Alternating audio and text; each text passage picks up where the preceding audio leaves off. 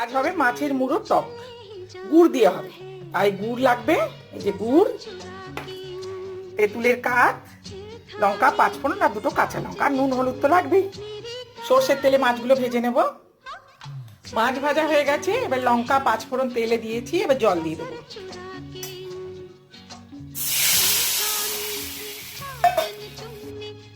হলুদ দেবো, নুন দেব, ফুটে উঠেছে, তেঁতুলের কাঠ দিয়ে দেবো। এই যে আমার মাছ ভাজা, এবার জল ফুটে উঠেছে, এবারে মাছগুলো দিয়ে দেবো। এবারে গুড়টা দিয়ে দেবো।